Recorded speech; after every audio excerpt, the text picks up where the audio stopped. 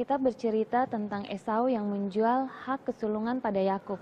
Mohon penjelasan apa istimewanya hak kesulungan itu sehingga Yakub mau membelinya dan Esau mau menjualnya. Hak kesulungan itu ada di dalam budaya Ibrani, tidak ada dalam budaya kita. Hak kesulungan itu biasanya diberikan pada anak sulung.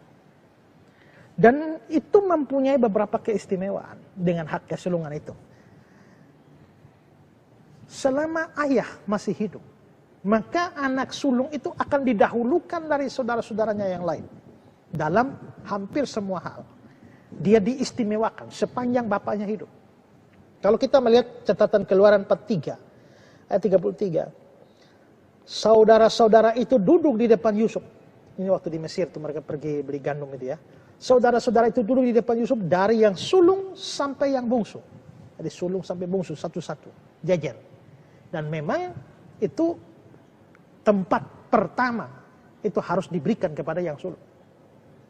Itu kalau ayahnya masih hidup. Kalau ayahnya sudah mati, maka urusan warisan itu diberikan, yang lain masing-masing dapat satu bagian, tapi yang sulung itu dapat dua bagian. Ulangan 21 ayat 17. Tetapi dia harus mengakui anak yang sulung dengan memberikan kepadanya dua bagian dari segala kepunyaannya. Sebab dialah kegagahannya yang pertama-tama, dialah yang empunya hak kesulungan. Jadi kita bisa lihat bahwa memang hak kesulungan itu menarik gitu, ya, mempunyai warisan dua kali lipat di dalam kebudayaan Ibrani. Tapi hak kesulungan ini mestinya ya dipunyai oleh anak sulung, tapi kalau si sulung itu membuat kesalahan yang besar, hak itu bisa dicabut. Ya. Itu yang terjadi dengan Ruben. 12 anak Yakub itu kan nomor 1 ini kan Ruben. Ruben itu ya harusnya punya hak kesulungan.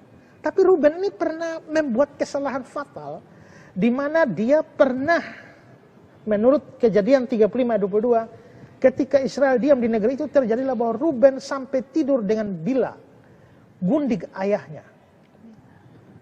Jadi Ruben tidur dengan Bilha, gundik ayahnya. Akibatnya apa? Nanti pada saat berkat diberikan di akhir dari kehidupan Yakub, di mana yang lain diberkati, nah Ruben ini kebagian tidak enaknya. Dikatakan dalam Kejadian 49:34, Ruben, engkau anak sulungku, kekuatanku dan permulaan kegagahanku. Engkaulah yang terutama dalam keluhuran, yang terutama dalam kesanggupan. Engkau yang membual seperti air, tidak lagi engkau yang terutama. Nah, dia mestinya yang terutama, sekarang tidak lagi yang terutama. Sebab engkau telah menaiki tempat tidur ayahmu. Waktu itu engkau telah melanggar kesuciannya. Dia telah menaiki petiduranku. 1 Tawarik 5 ayat 1. Anak-anak Ruben, anak sulung Israel, dialah anak sulung. Tapi karena dia melanggar kesucian petiduran ayahnya, maka hak kesulungannya diberikan kepada keturunan dari Yusuf, anak Israel juga. Sekalipun tidak tercatat dalam silsilah sebagai anak sulung.